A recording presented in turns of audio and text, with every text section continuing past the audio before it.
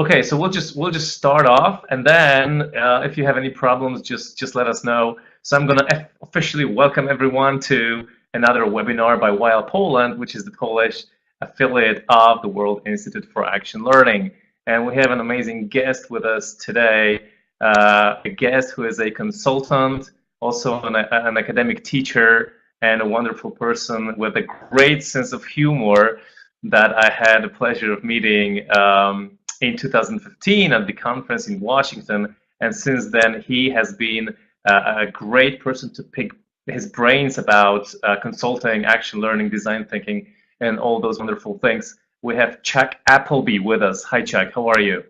Hi, Tom. It's great to be here. Hello, everyone. It's great to have you here. So, Chuck, thanks very much for finding time to join us at this webinar. So before we move on to talking about design thinking and action learning and how to combine these things and how to do great work in consulting and also great work in human resource in these areas, let me just go through some logistics of the webinar. So if anybody gets disconnected for any reason, here you have a phone number and a PIN number that may come in handy if you want to dial in via phone. So if you get disconnected, you can also listen to the webinar, dialing this phone number here and using the PIN. Make sure you use the PIN. It will be necessary to log in via phone. This information will be on the bottom of every slide since now. So if you have any trouble, just look at that. You will also find these details in the email that you got from the Click Meeting system.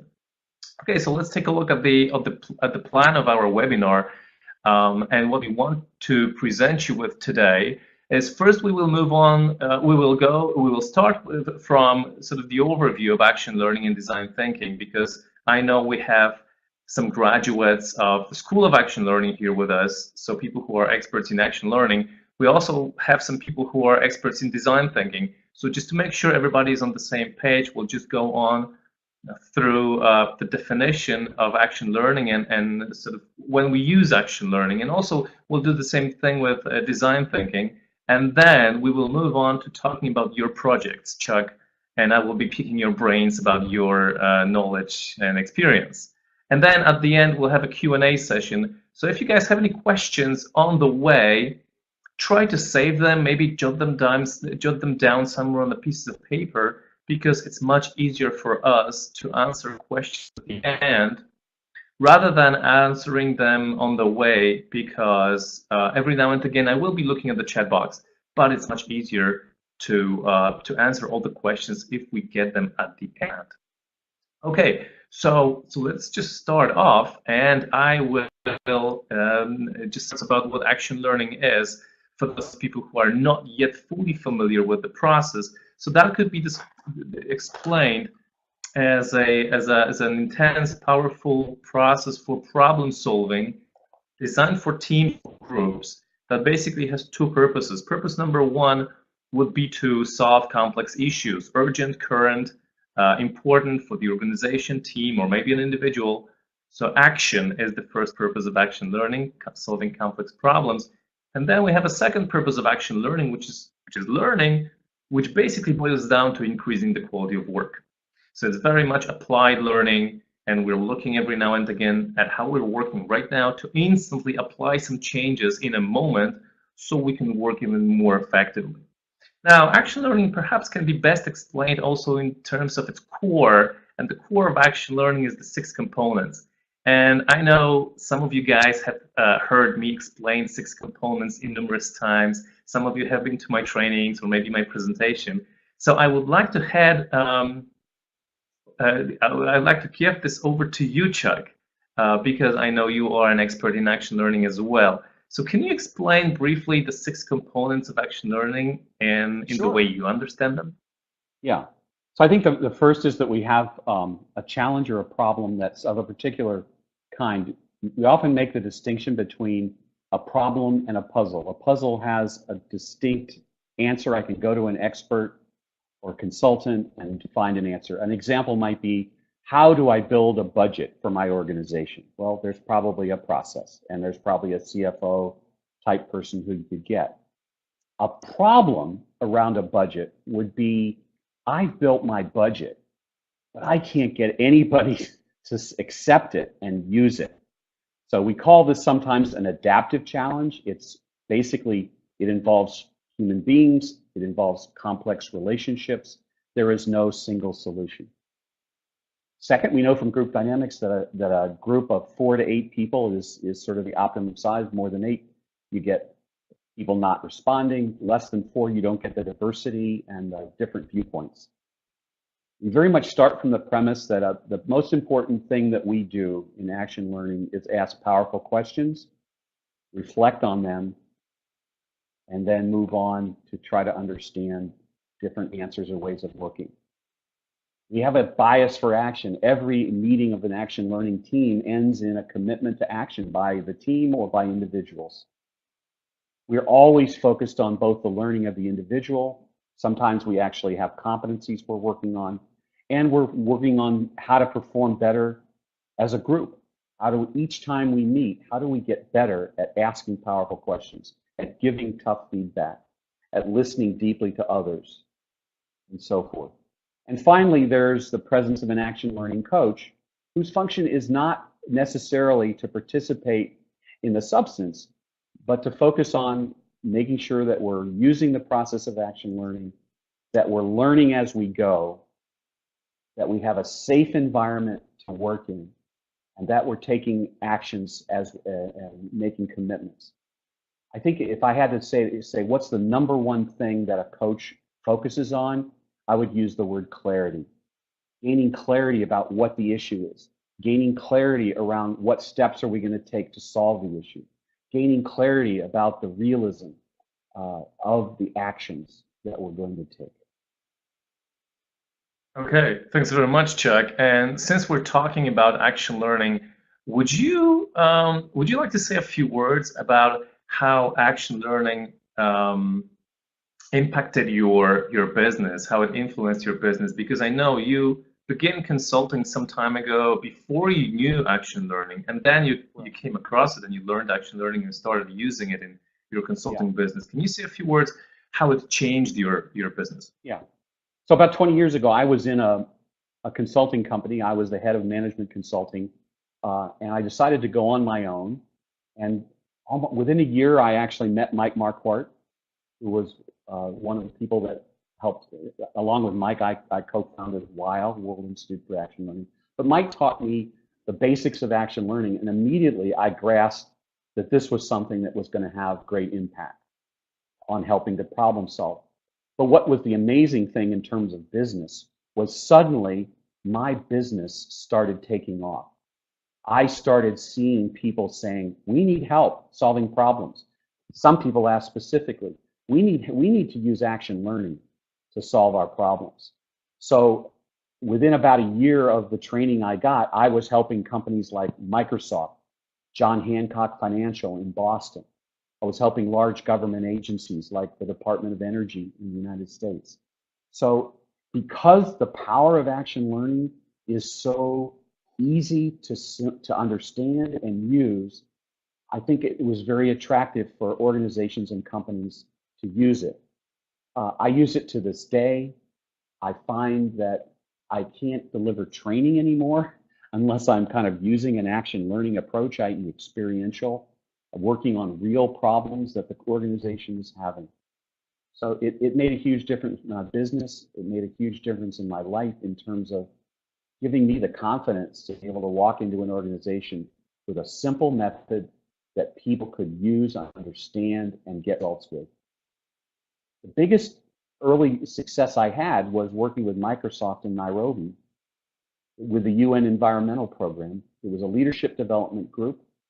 We had a team of 6 people in my group, and the question was, how do I build an energy neutral building in the Nairobi campus of the UN? I have no money, said the problem owner. I have no buy-in, said the problem owner, and I've got 10 other things to do. In 3 days, the group was able to help this project engineer realize that she wasn't alone, that that was the kind of world that they lived in. And a year later, that building was built on the compound with money within the schedule and became a showcase for the entire UN world to say, how can we make our buildings energy neutral? I had a huge success right off the bat, which really buoyed my confidence. Mm-hmm. Thanks very much, Chuck. That sounds very inspiring. I'm very curious about your approach to design thinking. So let's just move on. And now that we have explained the basics of action learning, let's try to say a few words about design thinking. You can also change the slides if you want. It's just enough to click on the next slide on the right side of the screen. Yeah. Can you see it? Can you see the slides? Yeah. So just go ahead and say a few words about what your approach to design thinking is, how you would define it. Yeah. So, whoops, I think I went too far. Yeah, that's too far. Yeah. So anyway, design thinking. Why did I come across it? I actually came across it, just in general familiarity with the world of OD, but what got me into it was my son. He went to Stanford to the design school, the D school, very similar and funded by Hasso Plattner, who created the school in Potsdam. And what I noticed was design thinking and action learning were very, very similar in the underlying precepts or principles that guided them. And basically, design thinking is a way to help, first and foremost, to gain a deep understanding of people's needs. And those needs are often unspoken, not just unmet needs, but design thinking teaches you how to ask questions to get what's underneath a person's need. And let me give you an example. Henry Ford, who built the first major assembly line in the US in Detroit, said if I'd asked people what they wanted, they'd have told me a faster horse. And so what he began to realize is that I have to really understand what's underlying their need for transportation. Well, they had a need to get employment, so he was able to respond to that. They had a need to get fresh air. The car helped people get out of the cold, smoky city of Detroit. So he began to understand, if I can attack a broader challenge and get to people's sort of unspoken needs, I can be more successful in gaining stakeholder buy-in and gaining success.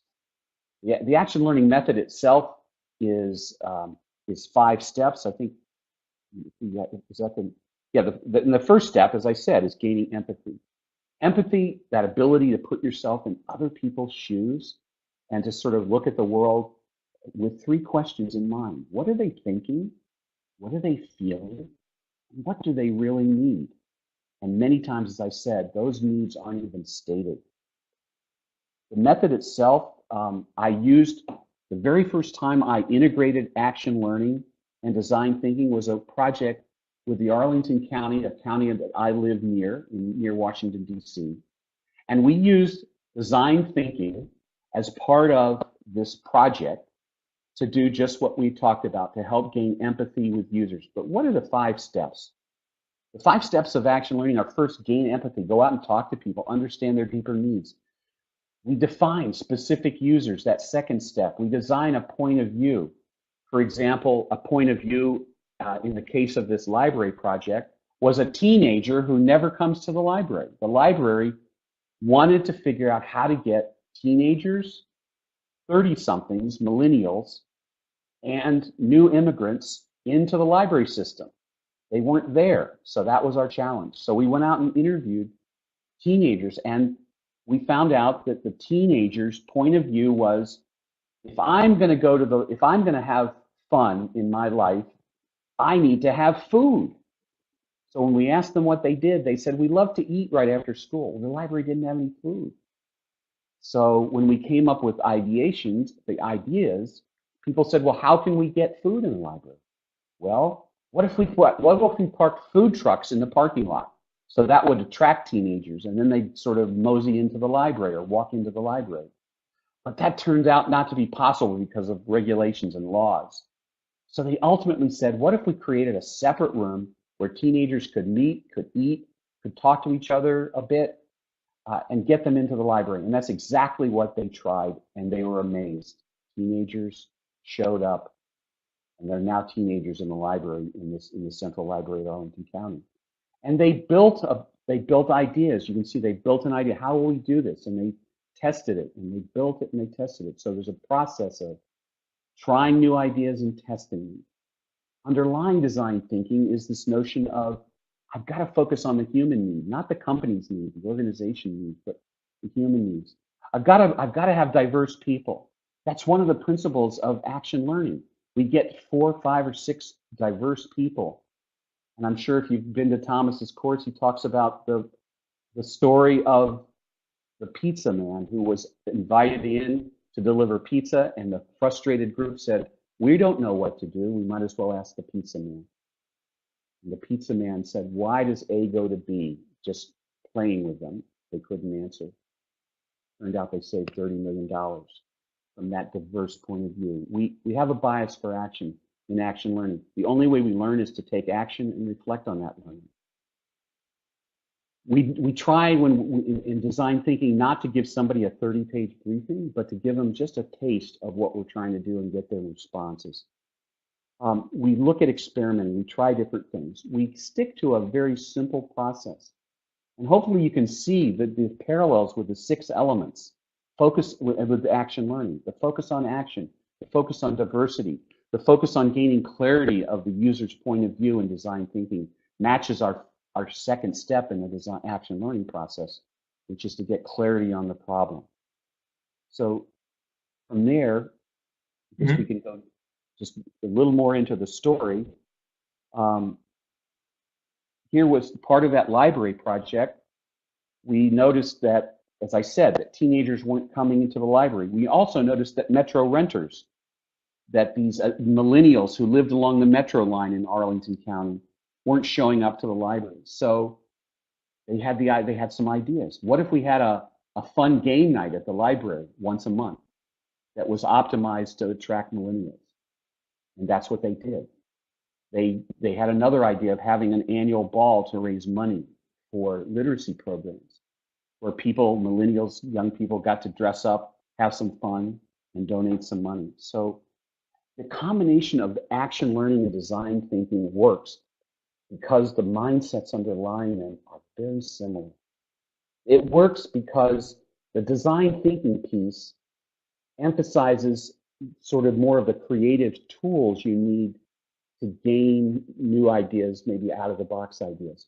But when I do an action learning project or a design thinking project, I integrate the two. I start with action learning, framing the design challenge. What I find, as you may have found if you've done action learning, is that the challenge that people bring to the table often change after 20, 30, 40 minutes of questioning. The problem might shift from, let me give you a real example.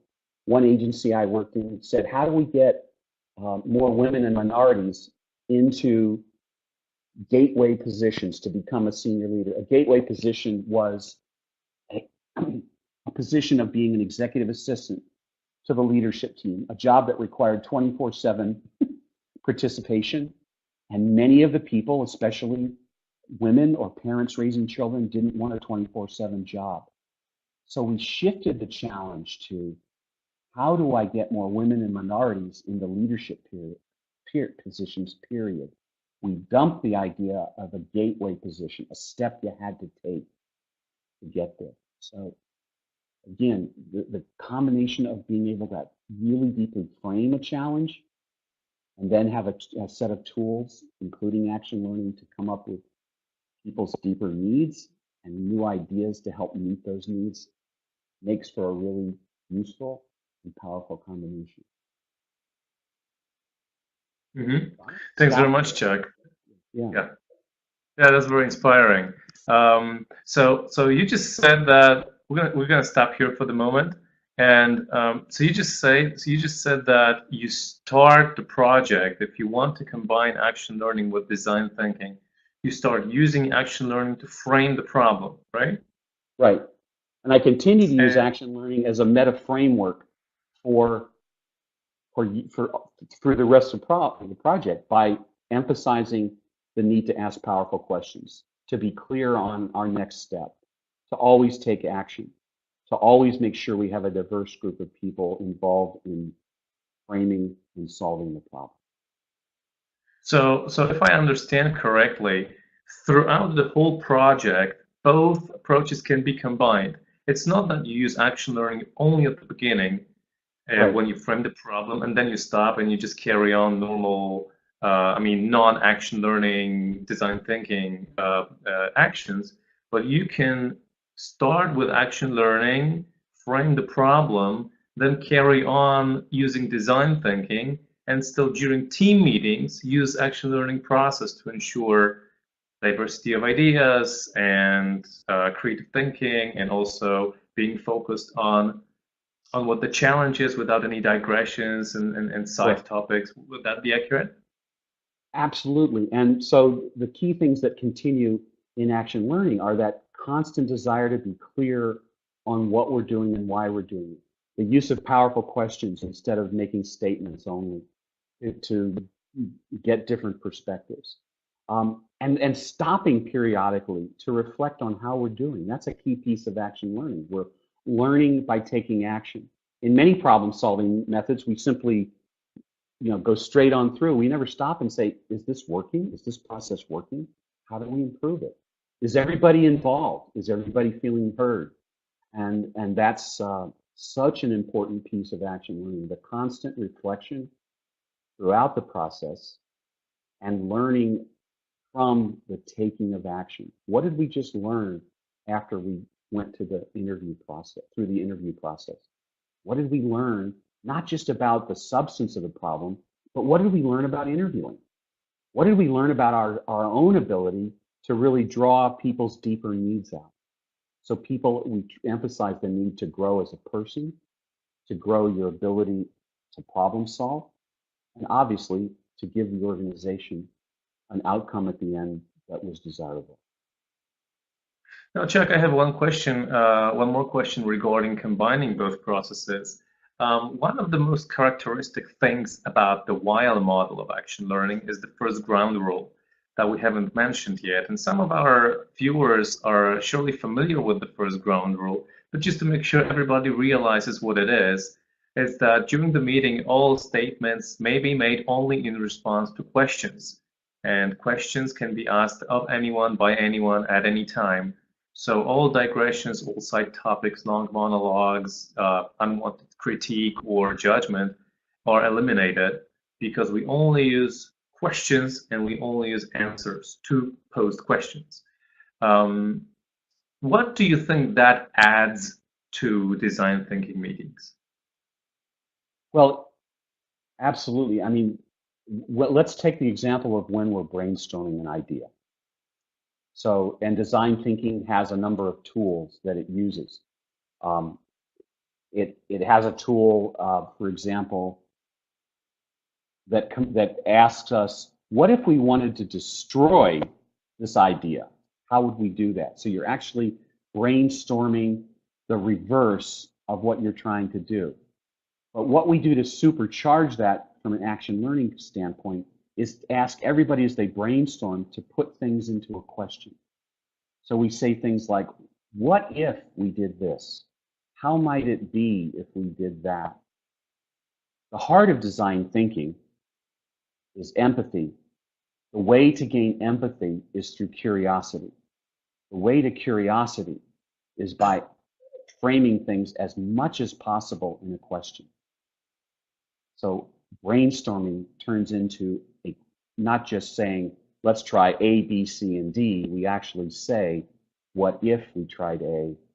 What if we tried B? And that opens people's mind and allows them to be more open and be even more curious. We're trying, through the power of questions, to help people be more curious and look for different points of view. Right. Now, do you think using action learning with design thinking requires a lot more preparation or a lot more effort from the side of the facilitator or the consultant? Well, certainly, just like in action learning, you learn a set of tools and processes. But what design thinking and action learning share is that the tools and processes are really not that difficult. I mean, and one of the great joys that I've had in design thinking is that there's so much out there. If you want to get involved in design thinking, you can go to the Stanford D-School site. You can go to, I mean, the tools are basically given away. The tools are very often summarized like the Stanford, they have something called Boot Camp Bootleg, a design thinking boot camp, and this is the bootleg or the goodies that you get. They have 88 tools that they give you for free. They're all described on 1 or 2 pages. So the simplicity of design thinking, of the process of the tools, the simplicity of action learning and the process and the tools really are so powerful. We want to make people feel like they can do it, to have what we call creative confidence, not to feel like I need to have a consultant at my side for every step of the way because I really don't know how to do this. So both methods are really naturally empowering to the people that are doing it. Yeah, I'm gonna repeat my question. I'm not sure if I have expressed myself clearly, so I just want to make sure you understand what I'm trying to say. Imagine you are a design thinking facilitator, and you're thinking, well, maybe I'm going to use action learning along my design thinking process.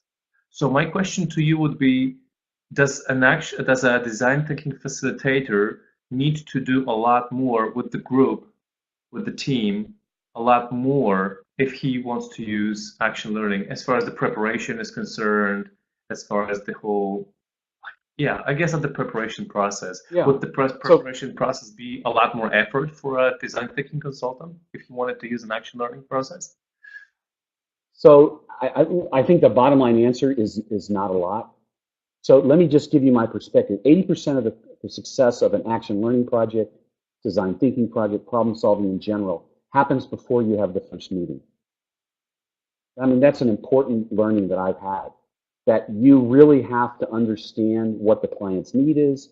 You have to understand what tools you're going to do. You're going to understand, how do I get a group of people that are going to work together, and so you're always going to do a lot of planning. But it's really kind of getting in sync with the sponsor, the customer of the project. And so taking a lot of time to think about how to do it is, you're going to be taking time to plan anyway. To integrate action learning and design thinking is not going to take that much more time. If you're doing, if you're following my rule of 80-20, 80% of the real powerful effort has to be done before the project even starts. Mm-hmm. Mm-hmm. And you have spoken a lot about your approach to design thinking, and you have emphasized empathy a lot. Now, what would be the core, the heart of your approach to action learning? So I think the heart of it, to me, what stood out when I think about what action learning, what's unique, what's powerful, it's the emphasis on clarity. This is what I've taken away from action learning, is that we don't move forward in problem solving and action learning until we have some general consensus among the team about what the real problem is. Design thinking will say you need to understand the problem. But what I find action learning brings is that oftentimes design thinking projects start from a given. The senior leader says, how do I get more people to become executive assistants in order to prepare them to be leadership coaches? I mean, to become leaders. Action learning would say, we've got to define the real challenge before we go off and start brainstorming ways to get people into that gateway position. So action learning brings to the table the real need that I don't see in design thinking, to frame the macro problem, to understand, are we really addressing even the right issue before we walk down the road? Okay. Did I answer your question? Chuck. The last thing I want to do is be a politician and just give a pat answer to every question, regardless of what it was, right? No, that's fine. That's fine. I just want to make sure if you can hear me clearly right now, because yes. I'm just looking at my computer. Excellent. So Chuck, if you were to name some key factors that are required to combine both processes, what would they be? What would you need to take care of if you want to use action learning while doing design thinking? Yeah. So I think it's really to be clear, as we suggested earlier, that I need to integrate both. That I can't use action learning just at the front end. I have to really be conscious of using action learning as a process throughout the whole problem-solving method. So to bring to people's mind that before we start every meeting, one of the things we do in action learning is say, what's the problem for today? Which might be develop a survey to gain data. But instead of saying, hey, we're developing a survey, an action learning approach would be to say, so is the survey really what we need? How are we going to build our survey? Why are we building the survey? A good action learning team is going at every meeting to be clear on what we're doing today. At the micro level, at the meeting level, just like in the macro level, action learning says at the front end, we get very clear on what the problem is we're solving for the entire project. So continuity of action learning throughout the problem solving and being able to use it as a guide for every meeting is key. And it can be nicely placed as an overarching or a meta framework problem solving method, including action learning. They're both action learning and design thinking are classified as problem solving methods. I think they both have unique values.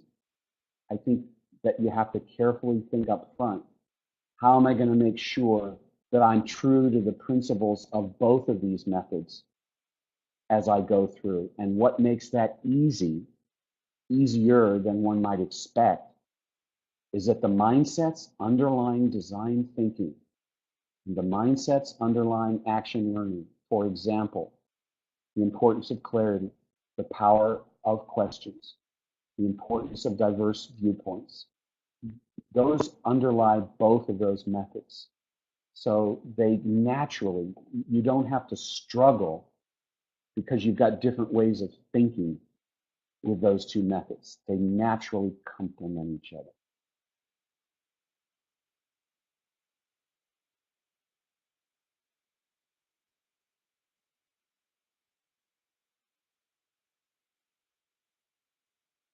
Are you still there, Tom?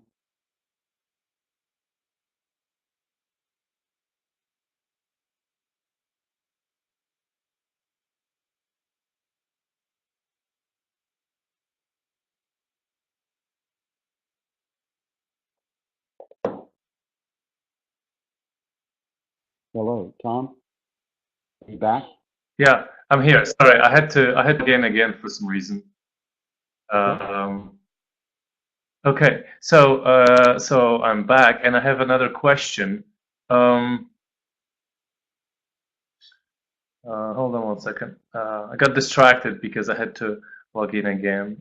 Okay, tell us about some challenges while using action learning and design thinking.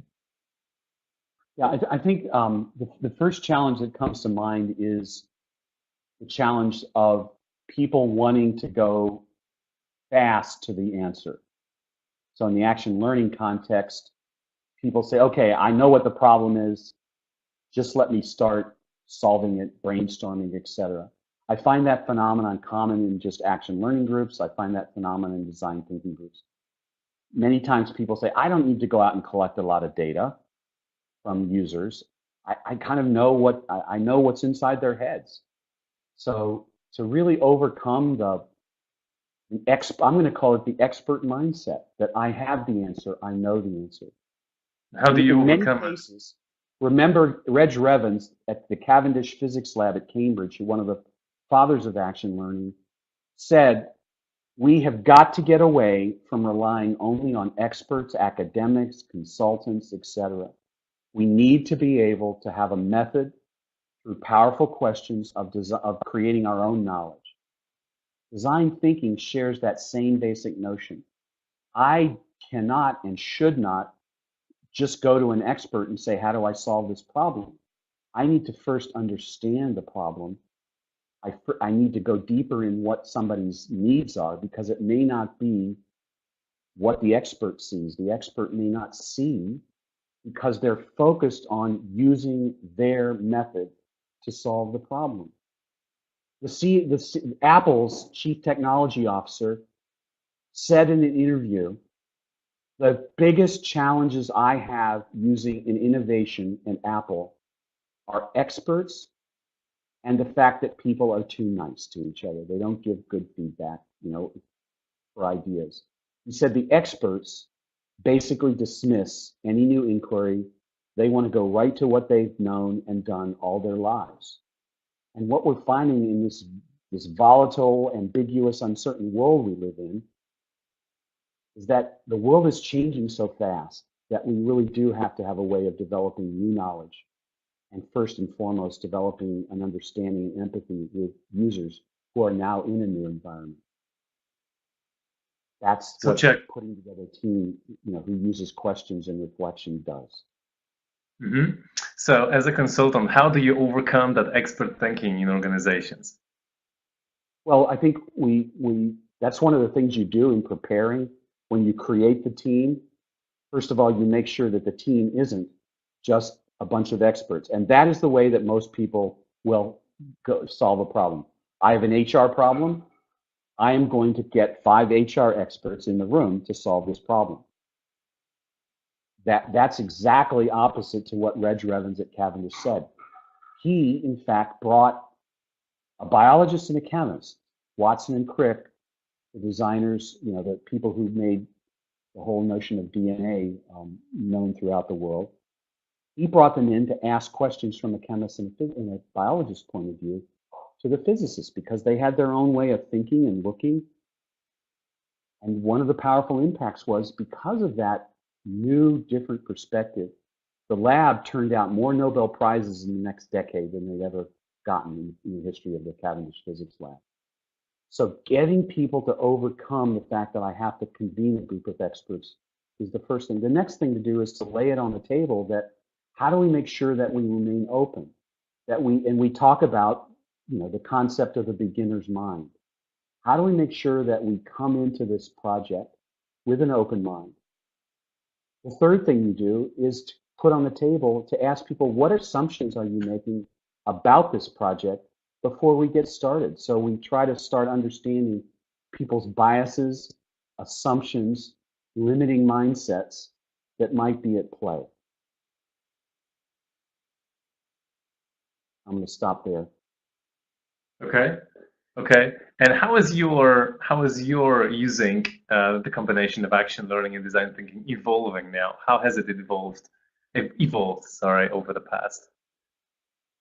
Yeah. So much like I started out using the World Institute for Action Learning as a core method, which is still a core method to me, I did start bringing other tools in to help. For example, I have a framing framework that I'm glad to share with people. It's a simple picture of desired future, current reality, external factors, the gap in between where we are and where we want to be, and the underlying assumptions and mindsets. And I get people to basically Q-storm or brainstorm questions around that framework to help them get started in framing. So in design thinking, I've done the same thing. I've reached out beyond design thinking into variants that are related to design thinking. For example, lean startup. If you Google lean startup, you're going to come across a guy named Stephen Blank, who has enormously powerful insights about how to be more innovative. Another notion is a body of knowledge called jobs to be done. That's a whole nother body of knowledge related to design thinking, but it has some viewpoints, some tools that I've brought in and added. So I guess what I'm saying is you have to be a continuous learner. You have to be willing to adapt your knowledge and constantly grow it, and be looking for new and better ways, and especially simpler ways. And I think that's a big message. I'm always looking for simpler ways to help people understand problems. I love to have pictures and frameworks that are simple, so that people don't feel overwhelmed. Like they can look at a picture, my framing framework, and say, I get it. I see what you're trying to do. Now let me go and develop questions in each one of those blocks, reality, etc.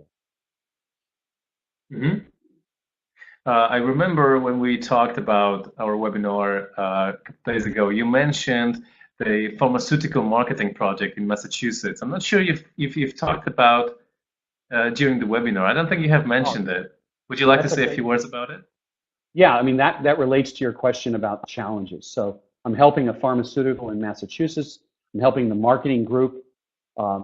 You all know that the healthcare industry in the US and throughout the world for that matter, but we're in chaos here. I mean, companies are merging, methods of delivering healthcare are changing, hospitals are combining with insurance company. The head of Amazon, Jeff Bezos, is starting to say, I'm going to develop my own healthcare system for my world.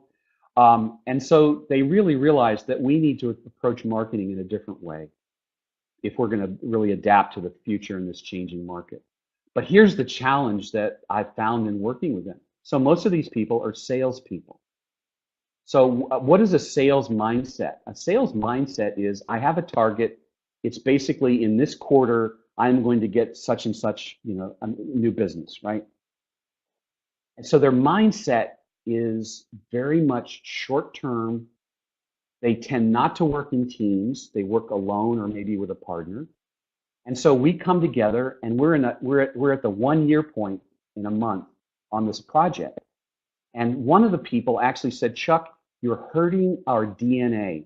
You're making us work in ways that we're just not used to.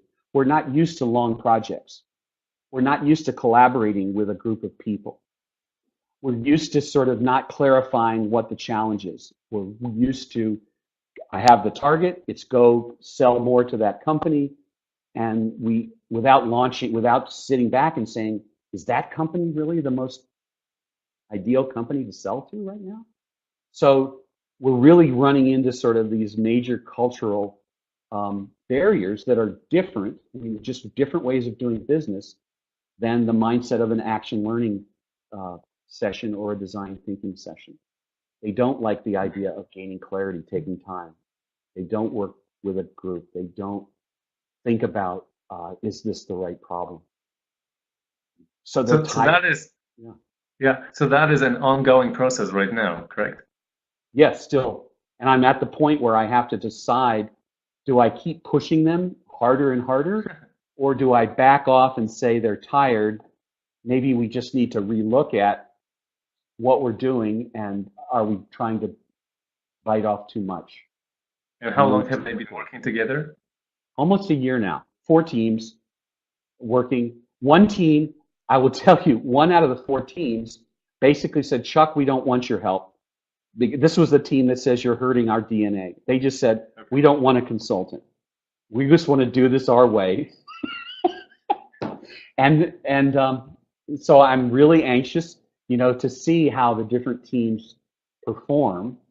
But I think the leadership realizes that the team lead who doesn't want any help is really not going to help build a culture where people actually do come to collaborate, where they're comfortable with some uncertainty and ambiguity.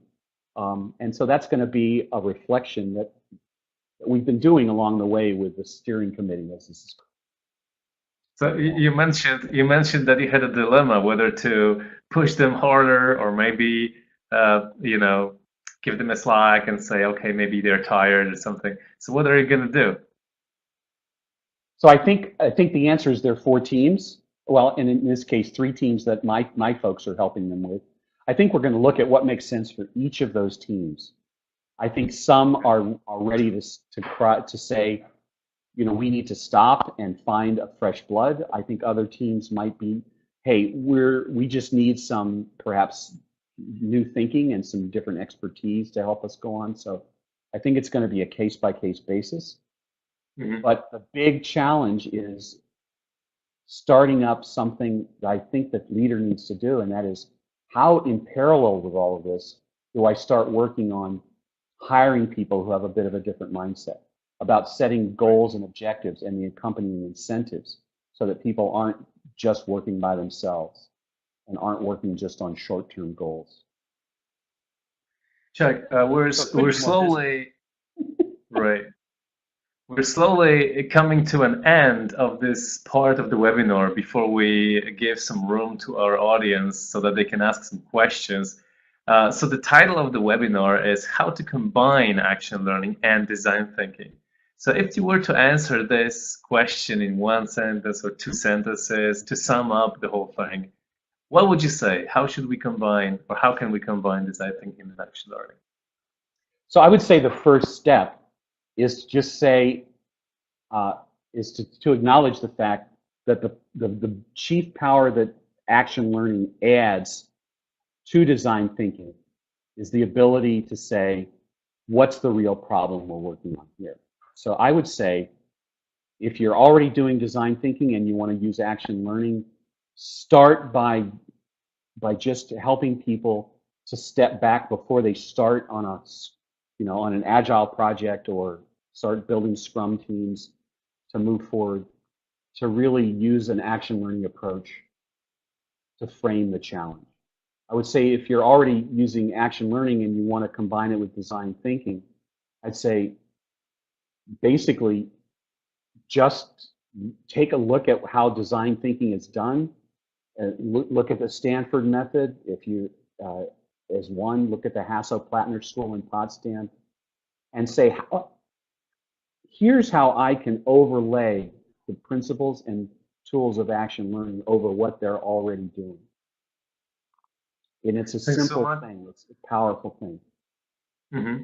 Thanks so much, Chuck. Just a few words to those of you who want to learn action learning.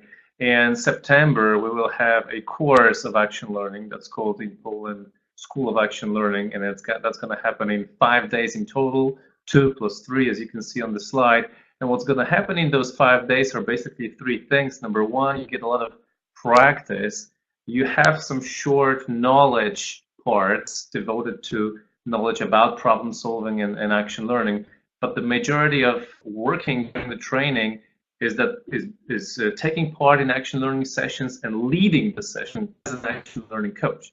Number two, you get tools that you can use after the training to conduct action learning projects. There are tools that allow you to almost from beginning to an end lead in action learning sessions, and also tools that show how to implement a longer project. And also you get an experience. A lot of people that graduate from action learning courses say that's a strong personal experience because you get to train your problem solving, communication, teamwork skills, and also your leadership skills. So be prepared if you want to take part to get a lot of feedback and also to give a lot of feedback to other people, because we start from a standpoint that you have to experience and have a strong personal experience of this process to later on be able to. All right, guys, so we're gonna end the webinar right here. If you want to contact myself, here are the contact details. If you want to contact Chuck Appleby, you can just Google him and his company called Appleby and Associates. Am I right, Chuck? Yep. So go ahead and check out Appleby and Associates. If you have any trouble contacting Chuck, just email me or call me, and I'll make sure that you can get in touch with Chuck as well. Thanks very much for being with us here today. Thanks very much for attending this webinar.